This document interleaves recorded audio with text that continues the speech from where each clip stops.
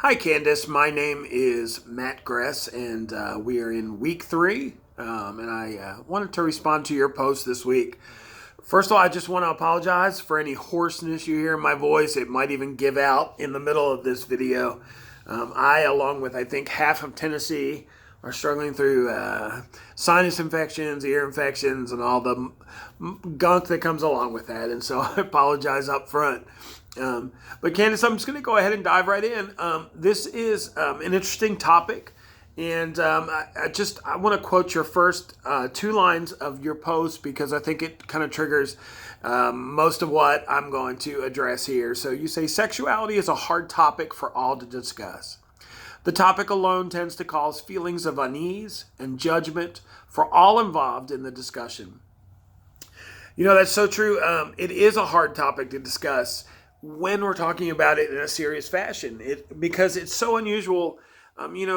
Sex is all around us. I mean, in fact, Collins, on page 340, the book Christian Counseling, from 2007, he says, he asked this question and says this: have we become obsessed with sex?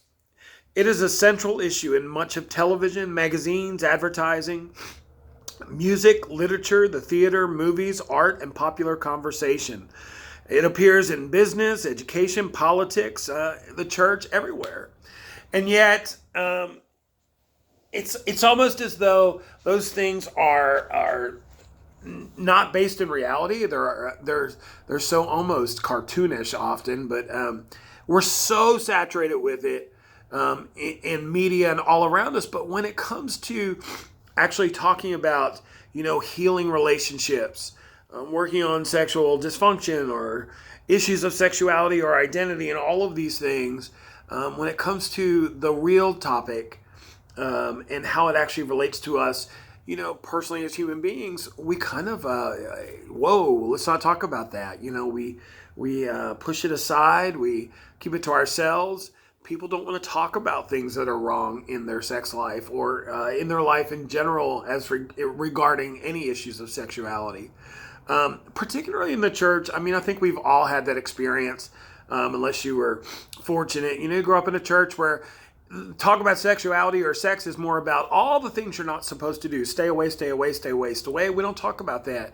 There's not a whole lot of talk about the proper place that sex and sexuality plays in our lives. It's a spiritual thing. I mean, right off the bat, God saw that man needed a helper, and he, a helpmate, a partner. And so he created Eve, so that they could commune in the garden.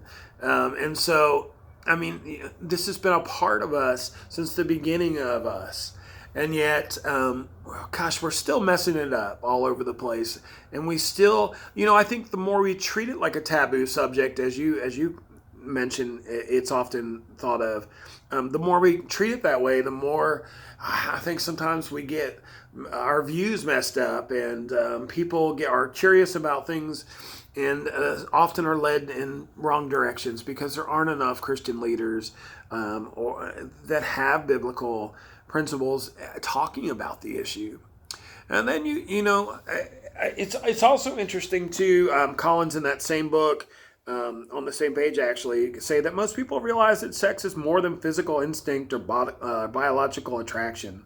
It pervades all of life and ranges from mild feelings of pleasure all the way up to lovemaking and so forth. So this isn't an issue that we can avoid, and what better people to talk about it than people that believe in the Bible and believe in a relationship with God and the proper place for sex and sexuality. So I like how you end just saying, in mental health professionals, we need to strive to make our clients feel as comfortable, to help our clients feel as comfortable as possible when they're discussing this. And we should not approach this subject in any way from a place of judgment or talking down or condescension or anything like that. We should approach it just like any other topic in counseling, with love, compassion, and empathy. Candace, thank you for your post, and look forward to interacting more in this course.